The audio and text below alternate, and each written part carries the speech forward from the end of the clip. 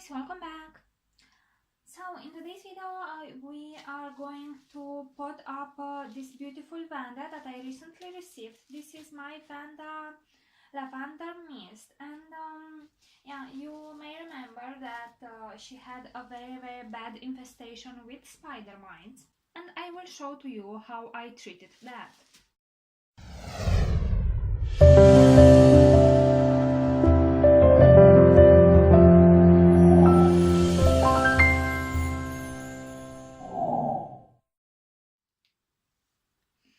So before I actually start this video, I want to share with you some very nice paintings that my mother is doing and selling right now on eBay. So I will leave for you a link in the description of this video and also in the comment section below. So, okay, here is my vanda, and hope I am in focus, or at least I will try. You can see the leaves are very shiny. When I have received her, she had an extremely bad infestation with spider mites. I never saw so many on a plant before, and especially on the newest leaves. Let me get closer. I hope you can see that.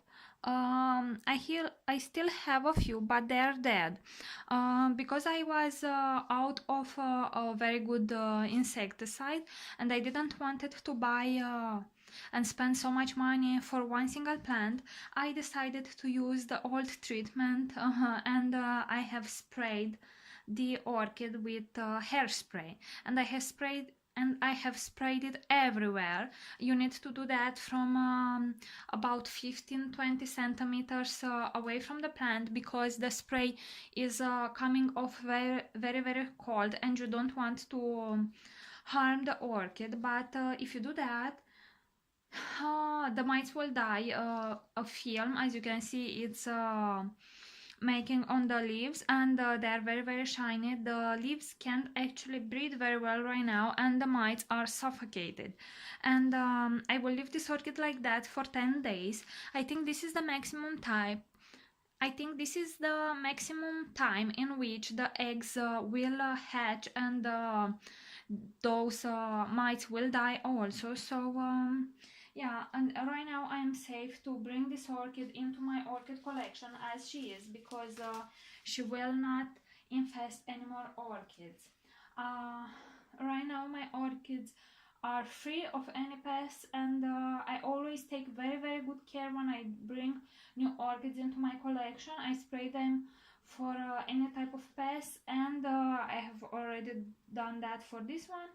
And I also take very good care and prevent spreading any type of funguses in my orchid collection. And of course here I am thinking at fusarium. So my friend said me that she has neglected this orchid lately, so I guess she wasn't very good fed and watered, and also she had a lot of mites. So the first thing I did, I give her a very good soaking for about 14 hours in a solution that had nutrients. I put normal fertilizer, some biofertilizers, that would be for my next video actually, and I also put fungicide there, so she soaked very well for that. So I don't think she's infested with fusarium.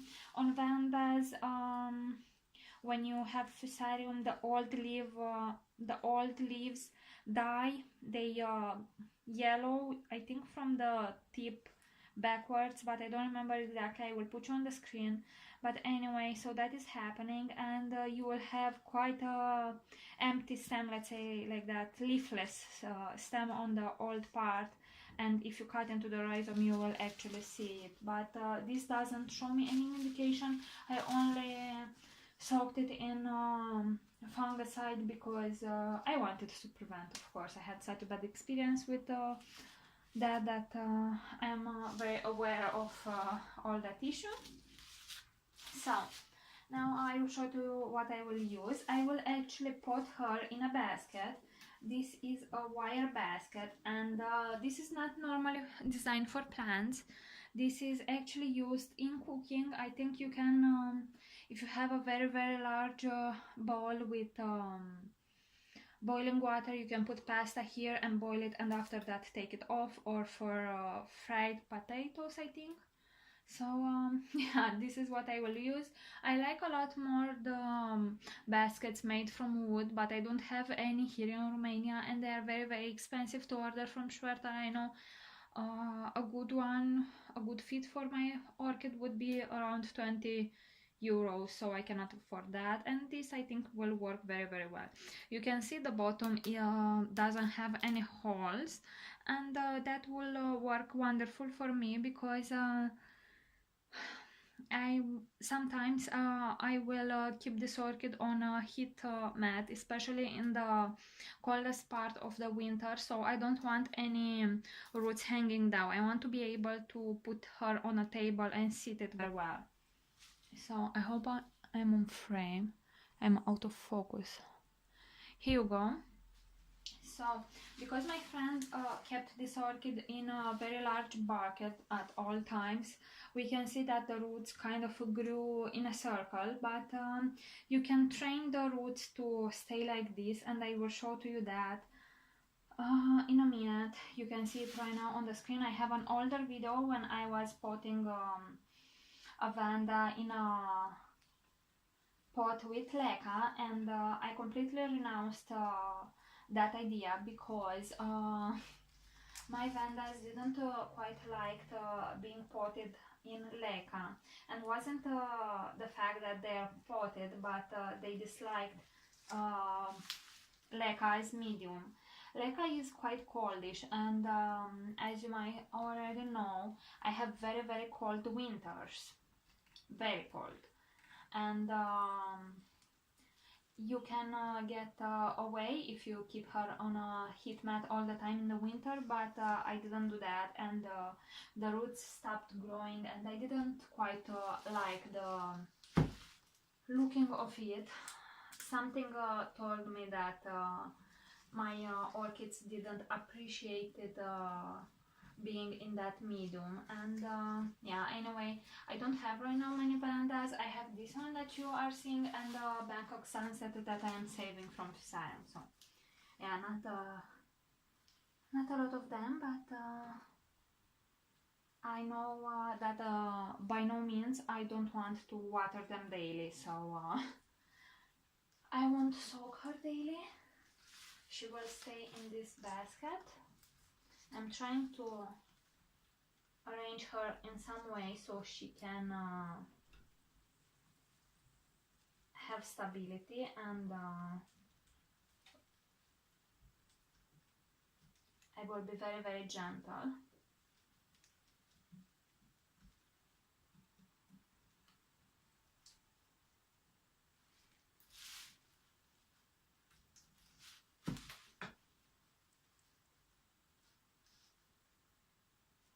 I want this stake to go actually from her basket down, like so. Yeah, I need to rearrange this. Can't. I need to cut this white wire, and I will put another one, and she will be stable then. Anyway, as a medium, as I said, I won't use any more leca, but I will use let me show you the super size of orchiata bar. This is 18 to 25 millimeters. So here is how, see, here is how the medium is looking like. It is quite large, and the difference between this and leca is that this medium stays rather warm. So I think the roots will do a lot better, and I have seen many times on some orchid shows a lot of vandas were potted in baskets or in pots, and in big transparent pots with bark, and they were doing very well. And also I will take as example Bumblebee, and she has beautiful vandas that are potted in baskets. I think they're all wood baskets with bark, and she waters them every 7 to 14 days depending on the vanda and her root system. Mine has quite a lot of roots, and because it is an open basket, so much air, and there is so much air that the roots won't suffer at all. So,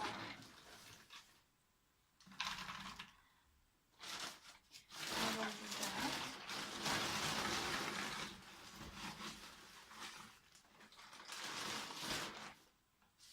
Of course, some pieces will fall down, but at some point when the pot will be very full and more roots will start to grow, the pieces of bark will get some tension in between them and they will stand.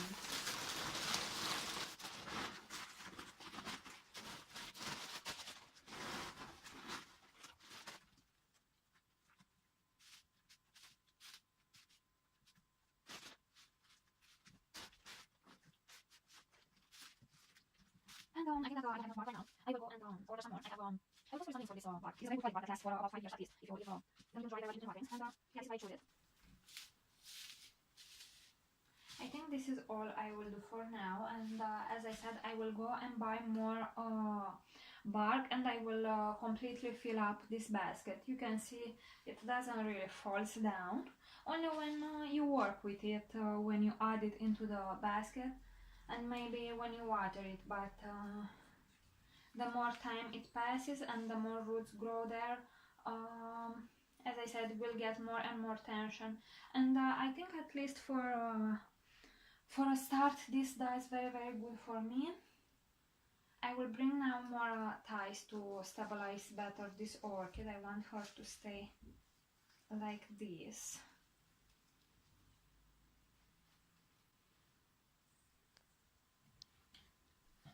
Okay, so I decided to use this type of wire. It is very flexible, and here I have a thing with which I can cut very well and easily, and as I already mentioned, you will have links in the comment section below for all the products that I use. So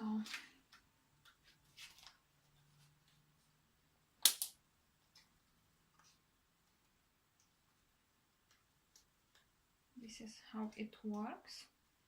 Very easy.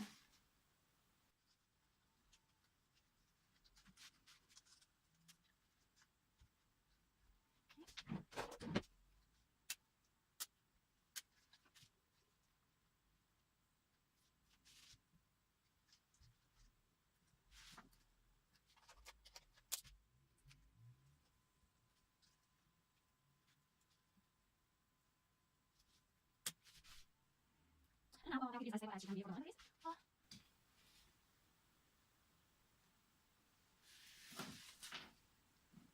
This bark will provide the moisture that the orchid needs to grow very well. I really recommend you go and see bumblebee vandas because they are growing beautifully in this setup. So yeah, I will take her example, and at least for now I will use the hanger that my friend gave me.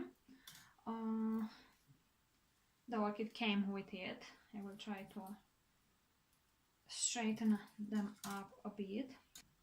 So okay guys, my vanda is potted and properly hanged. This is how she will hang, and whenever I want to water her, I will use